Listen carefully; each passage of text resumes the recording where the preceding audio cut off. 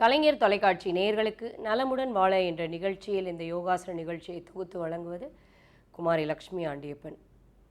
இன்னைக்கு சிரசாசனம், அர்த்த சிரசாசனம் நம்ம ஏற்கனவே பார்த்தோம்.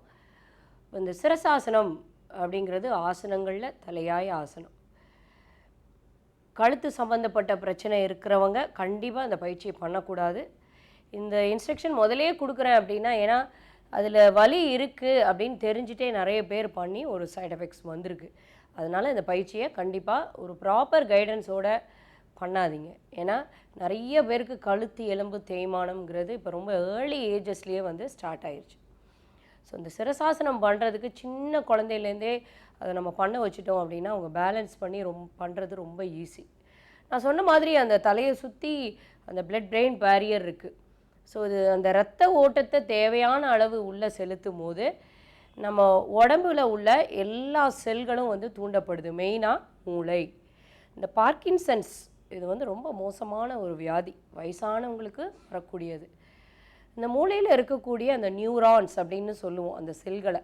அந்த நியூரான்ஸ் ரிலீஸ் ஆகிறதே இந்த பார்க்கின்சன்ஸ்க்கு ஆகவே ஆகாது. அதுக்கு ஒரு மெடிசன் கொடுப்பாங்க. இந்த மெடிசன் கொடுக்கும் போது அந்த குறிப்பிட்ட நியூரான்ஸ் ரிலீஸ் ஆகும். அந்த டைம் வரைக்கும் அவங்க ஆக்டிவாக இருப்பாங்க. திருப்பி ஒரு 4 மணி நேரம் கழித்து திருப்பி ஒரு மாத்திரை எடுக்கணும், திருப்பி ஆக்டிவாக இருப்பாங்க. ஸோ அந்த நியூரான்ஸை நம்ம நேச்சுரலாக ரிலீஸ் பண்ணும் போதே நம்ம அந்த மெடிசன் எடுக்கணுங்கிற அவசியமே இல்லை. இந்த பார்க்கின்சன்ஸ்னால் நிறைய பேர் அது என்னன்னு யோசிக்கலாம். இப்போது நம்ம இப்போ பார்த்துட்டே இருப்போம், நம்ம வீட்டில் நிறைய வயசானவங்க இருப்பாங்க. ஒரு 50-60 வயசுன்னு வச்சுக்கோங்க. இப்போ நம்ம வீட்டில் எல்லா வேலையும் செய்வாங்க, நடப்பாங்க, கீழே உட்காந்து எழுந்துப்பாங்க. சில நேரம் சிலவங்க பார்த்திங்கன்னா அந்த காய்கறி நறுக்கும் போது அந்த கையில் ஒரு நடுக்கம் வரும். எந்த ஒரு வேலையும் அவங்க அப்படி குறிப்பிட்டு செய்யும் போது அந்த வேலையை அவங்க செய்ய முடியாது. ஃபஸ்ட்டு அவங்களுக்கு வீக் ஆகிறது இந்த குட்டி குட்டி மசில்ஸ் தான். இந்த கையில் இருக்கக்கூடிய மசில்ஸ் அவங்களால எதையும் ஈஸியாக கிராஸ் பண்ண முடியாது. ஒரு ப்ரெஷர் குக்கர், ஒரு பாத்திரத்தை கூட அவங்களால தூக்க முடியாது. அப்படி தூக்கினாலும் அந்த க்ரிப்பு கிடைக்காது. ஸோ இதெல்லாம் அந்த நியூரான்ஸ் கொஞ்சம் கொஞ்சமாக ரிலீஸ் ஆகாமல் அந்த மூளையில் இருக்கக்கூடிய அந்த நரம்புகள் தேயறதுக்கான முக்கியமான காரணம். பார்க்கின்சன்ஸுக்கு இது ரொம்ப முக்கியம். சிலர் பார்த்திங்கன்னா அந்த கழுத்து இப்படி ஆடிக்கிட்டே இருக்கும், சிலர் இப்படி ஆட்டிக்கிட்டே இருப்பாங்க. ஸோ இந்த கழுத்து வீக் ஆயிரும். சிலருக்கு வாய் குளர ஆரம்பிச்சிடும், சிலருக்கு முழுங்கிறதே கஷ்டமாயிரும், காது கேட்காது, கண் தெரியாமல் போயிடும். ஸோ இதெல்லாம் ரொம்ப மோசமான கண்டிஷன். ஆரம்பத்திலேயே இந்த பார்க்கின்சன்னு தெரிஞ்சு அதை இந்த மாதிரி பயிற்சிகள் பண்ணி சரி பண்ணிக்கிட்டாங்க அப்படின்னா இன்னும் அதை நரம்புகளை இன்னும் தேயாமல் மூளைகளை அந்த நியூரான்ஸை ரிலீஸ் பண்ணிகிட்டே இருக்கிற அளவுக்கு நம்ம மெயின்டைன் பண்ணலாம்.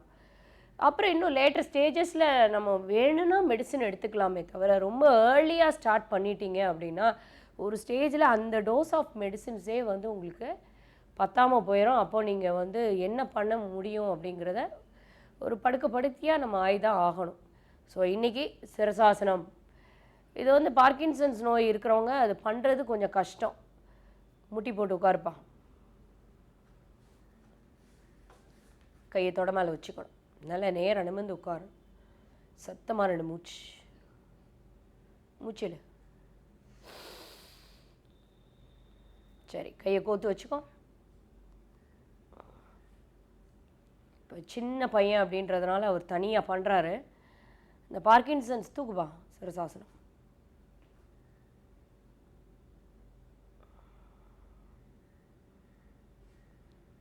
சின்ன குழந்தைங்களுக்கு இது பேலன்ஸ் பண்ணுறது கொஞ்சம் கஷ்டம். கான்சென்ட்ரேஷன் இருந்தால் மட்டும்தான் செய்ய முடியும். இந்த பார்க்கின்சன்ஸுக்கு என்ன பண்ணுவோன்னா சிரசாசனம் அவங்க கம்பல்சரியாக பண்ணி ஆகணும்.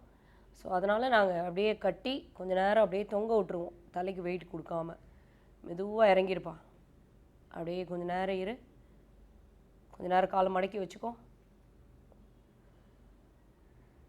அந்த நம்ம கட்டி அப்படி தொங்க விடுறதுல பார்த்திங்கன்னா அவங்க கண்ணை மூடி அப்படியே ரிலாக்ஸ் பண்ணிடுவாங்க. கொஞ்சம் அந்த ஸ்டேஜ், அதாவது இந்த கழுத்து ஆடுற ஸ்டேஜு, அதுக்கப்புறம் இந்த காது கேட்காம போகிற ஸ்டேஜ், இது எல்லாமே நம்ம கொஞ்சம் ரெக்கவர் பண்ணி கொஞ்சம் ஏர்லியாக பண்ணோம் அப்படின்னா ரெக்கவர் பண்ணி கொண்டு வர்றது ரொம்ப ஈஸி. இந்த கை கால் நடுக்கம், இந்த வீக்னஸ், இது எல்லாமே கொண்டு வர்றது ரொம்ப ஈஸி. இப்போ ஒரு பக்கமாக திரும்பிக்கோ, திரும்பிட்டு பண்ணு, கை கோத்து வச்சுக்கோ.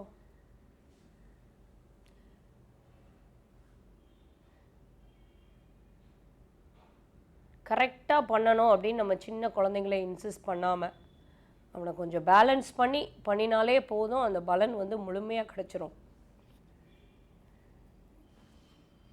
இதில் வந்து அப்படியே நார்மல் ப்ரீதிங்கை வந்து மெயின்டைன் பண்ணிகிட்டே இருக்கணும்.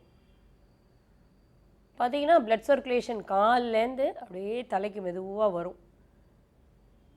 காலை மடக்கி மெதுவாக இறக்கிடணும். அப்படியே அர்த்த சரசாசனம் அப்படியே இந்த பொசிஷனில் கொஞ்சம் நேரம் வச்சுருக்கலாம். இப்போ அந்த பார்க்கின்சன்ஸுக்கு இப்படி கட்டி தொங்க விடும் போது அவங்களுக்கு வந்து அந்த பிளட் சர்க்குலேஷன் கீழே வந்து இதை கொஞ்ச நாள் பண்ண வச்சு தான் அதை நம்ம பண்ண வைக்க முடியும்.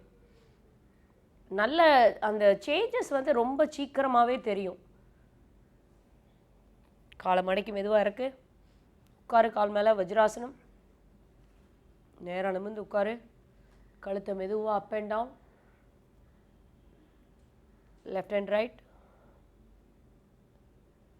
இன்னொரு தடவை up and down, left and right, நல்லா சத்தமாக 2 மூச்சு, இன்னொரு மூச்சு, நேராக உட்காரணும், திரும்பி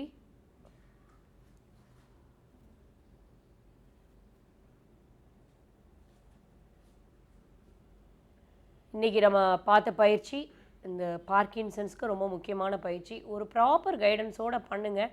ரொம்ப ஏர்லி சிம்டம்ஸாக இருக்கும் போதே இந்த ஆசன பயிற்சியோட மூச்சு பயிற்சி பண்ணும் போது கண்டிப்பாக அந்த நரம்பு தேய்மானத்தை நம்ம ஆரம்ப நிலைகள்லேயே கண்ட்ரோல் பண்ண முடியும்.